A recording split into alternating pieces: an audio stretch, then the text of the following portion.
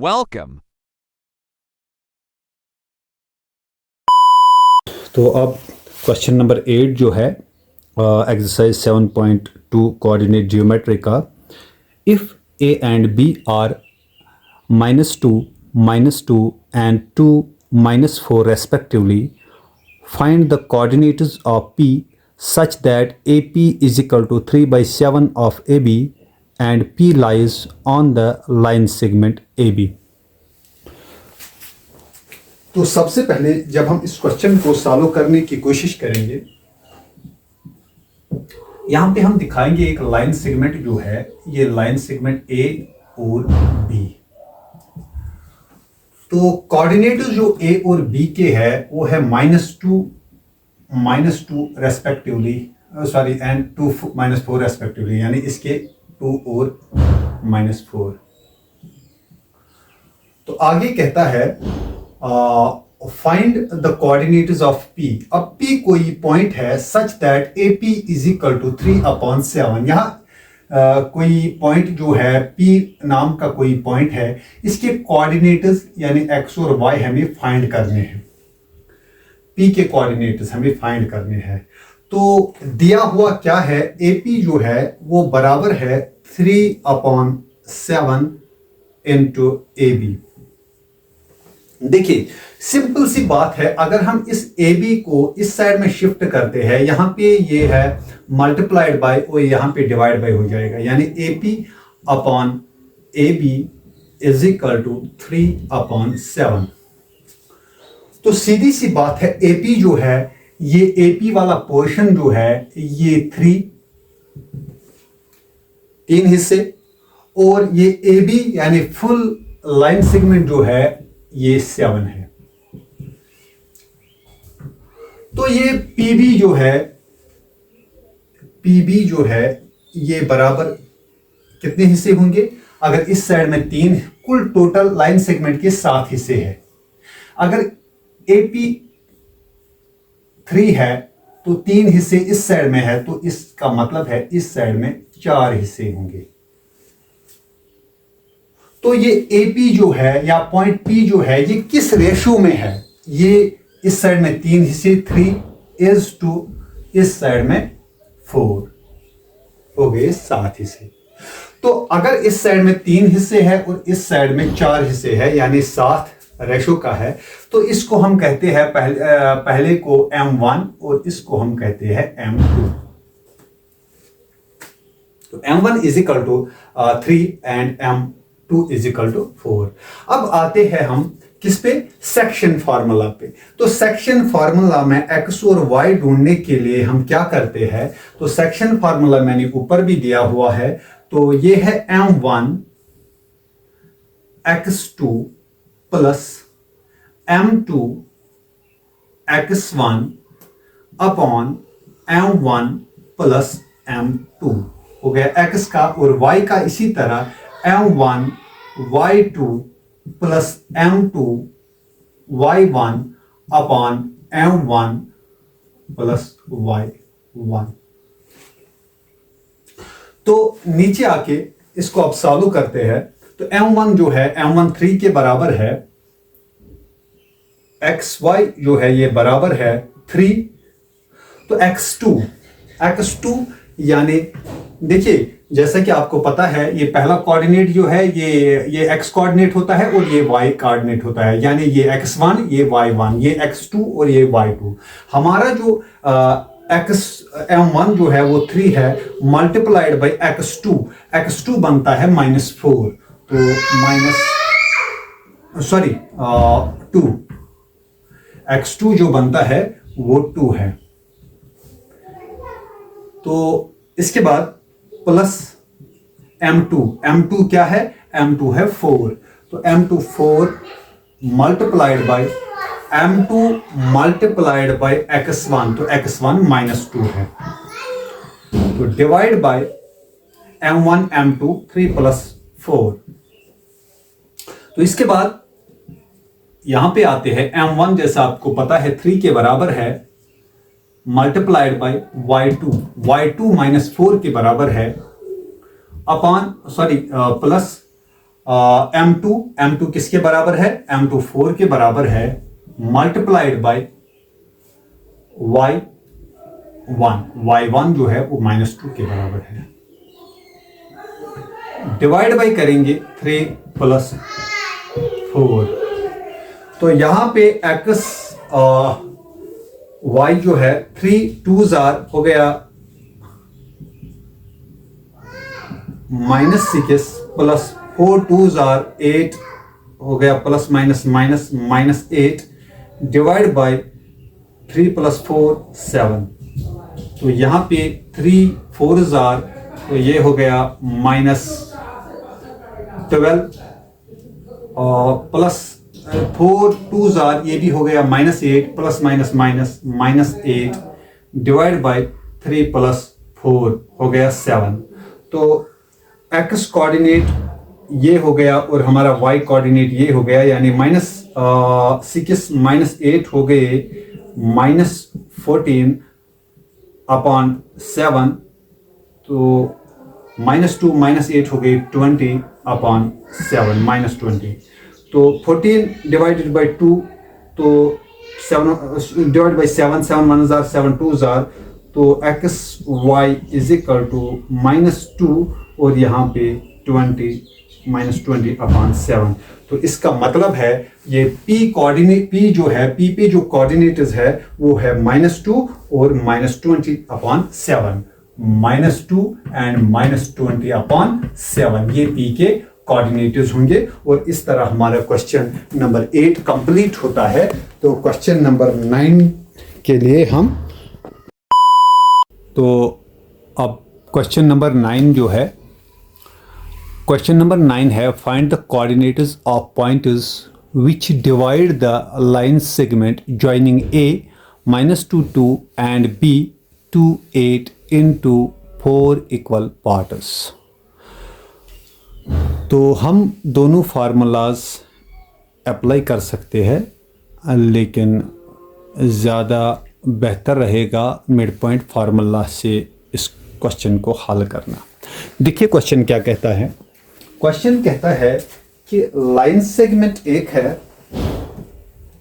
ए और बी। ए और बी एक लाइन सेगमेंट है। ए और बी मान लीजिए ये लाइन सेगमेंट है, ए और बी।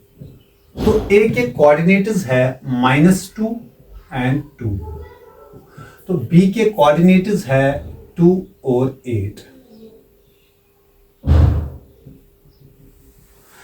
अगर हम इस क्वेश्चन को 4 इक्वल पार्ट्स में डिवाइड करेंगे, एक पॉइंट है ए, दूसरा है बी, तो बीच में 3 पॉइंट्स आएंगे, यानी 1 2 और 3। तो हो गया ये 4 इक्वल पार्ट्स में डिवाइड। ये एक पार्ट ए से सी तक, सी से डी तक दूसरा पार्ट, और डी से ई तक तीसरा पार्ट, और ई से बी तक हो गया चौथा पार्ट। अब मिड पॉइंट फार्मूला जो है x1 + x2 divide by 2, y1 + y2 divide by 2, तो हम वो अप्लाई करेंगे। लेकिन पहले हम बात करेंगे पॉइंट डी की। तो एट पॉइंट डी जो है according to mid point formula मैं आपको पहले बताऊं। मिड पॉइंट फार्मूला जो है, मिड पॉइंट फार्मूला x बराबर होता है x1 + x2/2। इसी तरह y जो है वो बराबर होता है y1 + y2/2। ये है मिड पॉइंट फार्मूला। तो इसी हिसाब से एट पॉइंट डी हम पॉइंट डी की बात करेंगे पहले। तो डी पॉइंट जो है ये मिड पॉइंट है किसका, ए बी लाइन सेगमेंट का। तो इस साइड में भी 2 हिस्से हैं और इस साइड में भी 2 हिस्से हैं, यानी ये बीच में पड़ता है, ये मिड पॉइंट है। तो पॉइंट डी पे क्या है, x और y किसके बराबर होगा, x बराबर होगा x1 + x2 डिवाइड बाई 2, और y बराबर होगा y1 + y2 डिवाइड बाई 2। अगर हम x1 देखेंगे तो यहां पे x1 है -2 और x 2 जो है वो है +2 डिवाइड बाई 2 फार्मूला का, और y जो है y बराबर होगा y1 यानी 2 प्लस y2 8 अपॉन 2 फार्मूला का 2। तो इसका मतलब यहां पे x और y बराबर होंगे, -2 + 2 बनेगा 0, 0 divide by 2 is equal to 0। तो x का वैल्यू होगा 0, यहां पे x होगा 0, और y का 8 + 2 इज इक्वल टू 10। 10 को डिवाइड करेंगे 2 के साथ तो वो बनेगा 5। 10 divide by 2 is equal to 5। तो 0 और 5 बनेगा डी पॉइंट। अब डी हमने निकाला, अब आसानी से हम पॉइंट सी और ई को निकाल सकते हैं। कैसे? सी मिड पॉइंट बनता है अब ए और डी का, तो मिड पॉइंट फार्मूला अप्लाई करते हैं हम पॉइंट सी पे, एट पॉइंट सी। तो फार्मूला आपको पता है, x1 जो है, x1 किसके बराबर है, यहां पे सी पे x1 -2 प्लस x2 हो गया 0 डिवाइड बाई 2। तो और y बराबर किसके होगा, y बराबर होगा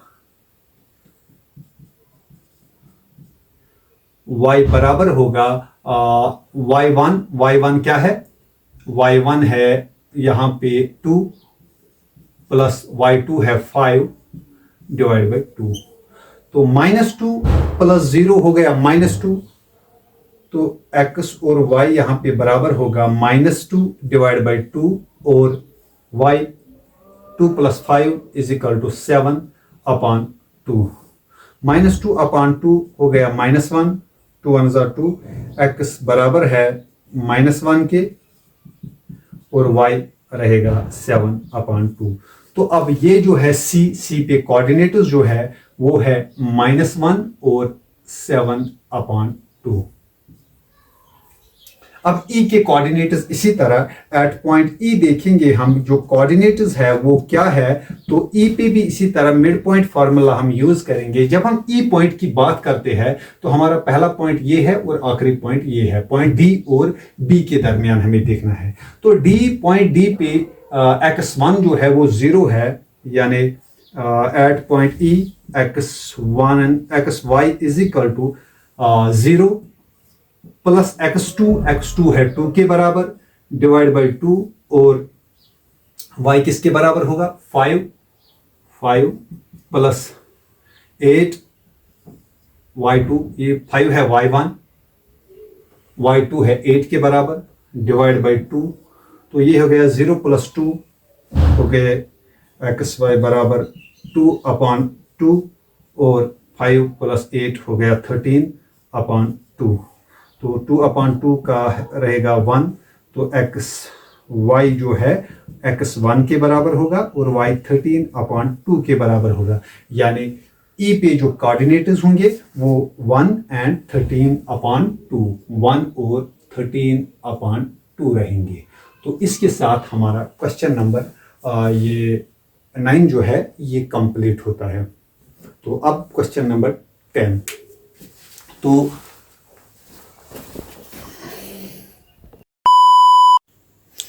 तो क्वेश्चन नंबर 10 के लिए हम आगे बढ़ते हैं। क्वेश्चन नंबर 10 है, find the area of a rhombus if it is vertices are 3 0 4 5 -1 4 and -2 -1 taken in order. Hint दी गई है कि एरिया ऑफ रोम्बस जो है इसका फॉर्मूला दिया हुआ है, ये बराबर होता है half of the product of it is diagonals. तो आइए इस क्वेश्चन को सॉल्व करते हैं। तो पहला जो है यहाँ पे दिया गया है, वर्टिसेस जो है इस रोम्बस की वो दी गई है, यानी कि ये है टेकन इन ऑर्डर लिखा हुआ है लास्ट में। तो हमें क्या करना है, ये वाला जो है ये वर्टिसेस है ए के, यानी 3 और 0, और ये है बी के यानी 4 and 5। तो ये वर्टिसेस जो है ये सी की रहेगी 1 -1 and 4, और डी जो है डी के है -2 -1। अब दो डायगोनल्स कौन से हैं?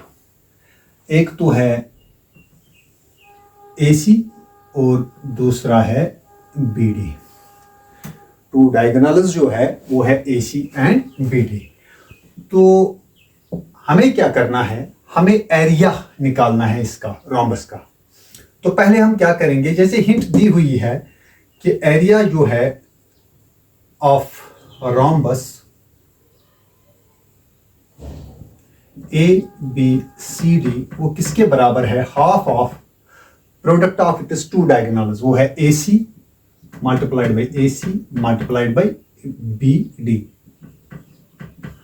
तो अब क्या है, हमें पहले मालूम करना है AC और BD की डिस्टेंस। तो इसके लिए हमें वापस जाना है डिस्टेंस फार्मूला पे। तो डिस्टेंस फार्मूला, जैसा कि आपको पता है, डिस्टेंस फार्मूला जो है वो है डिस्टेंस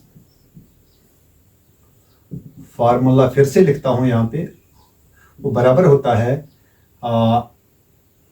x2 माइनस x1 का whole square plus y2 minus y1 का होल स्क्वायर, इसको रूट करना है, under root x2 minus x का whole square plus y2 minus y का होल स्क्वायर। जब हमें डिस्टेंस दो पॉइंट्स के दरमियान ढूंढनी है, पहले हम किन दो पॉइंट्स के दरमियान डिस्टेंस ढूंढेंगे, तो AC जो है यानी distance between A and C। अब हमें कंसीडर करनी है ये पॉइंट A और ये पॉइंट C। तो यहां पहले देखना है डिस्टेंस फार्मूला का यूज करके कि AC के दरमियान जो डिस्टेंस है वो कितनी है। पहले x2, तो A और C, तो x2 है ये -1, क्योंकि आपको पता है ये होता है x1 और ये होता है x2। ये 0 जो है यहाँ पे ये होता है y1 दूसरा कोऑर्डिनेट, और यहाँ पे 4 जो है ये होता है y2। तो x2 जो है वो है -1, और -1 को माइनस करना है माइनस x1। तो x1 क्या है, -3, -1 हो गया x2, -3 हो गया x1। तो इसका स्क्वायर करना है और प्लस करना है y2 माइनस y1 का स्क्वायर। तो y2 हमारे यहाँ पे है 4 है हमारा y2, तो 4 को माइनस क्या करना है, माइनस y1 जो है हमारा 0 है, 0 का होल स्क्वायर। तो इस तरह ये क्या बनेगा, AC के दरमियान डिस्टेंस जो है वो क्या होगी, -1 -3 हो गया -4 का स्क्वायर प्लस 4 माइनस 0 ये भी बन गया 4 का स्क्वायर अंडर रूट 4 का स्क्वायर और 4 का स्क्वायर दोनों, -4 का स्क्वायर बनेगा 16 प्लस 4 का स्क्वायर बनेगा 16 प्लस 16। तो AC जो है ये बराबर है अंडर रूट 32, 16 प्लस 16 होते हैं 32। तो 32 जो है, अगर हम 32 को इस तरह देखेंगे फैक्टर्स इसके, 4 मल्टीप्लाइड बाई 4 हो गया 16 मल्टीप्लाइड बाई 2। हम ऐसा क्यों करते हैं, क्योंकि ये जोड़ी जब हम बनाते हैं तो एक 4 को हम ब्रैकेट से फिर बाहर लाएंगे, तो ये बन गया, ये 32 जो है ये बन गया under root of 4 multiplied by 4 multiplied by 2। तो 2 जो है ये अकेला है, ये ब्रैकेट के अंदर रहेगा, और 4 जो है इसका स्क्वायर बनेगा, स्क्वायर से फिर इसका ब्रैकेट कैंसिल हो जाएगा और ये स्क्वायर के बाहर आएगा, यानी 4√2 हमारा AC निकलेगा। AC की डिस्टेंस जो है A और C के दरमियान जो डिस्टेंस है वो है 4√2। अब हमें दूसरे डायगोनल की डिस्टेंस पहले मालूम करनी है। तो दूसरा डायगोनल कौन है, दूसरा डायगोनल है BD। तो BD की डिस्टेंस जो है, इसके लिए भी हम डिस्टेंस फार्मूला का यूज करेंगे। तो वो है BD का पहले अंडर रूट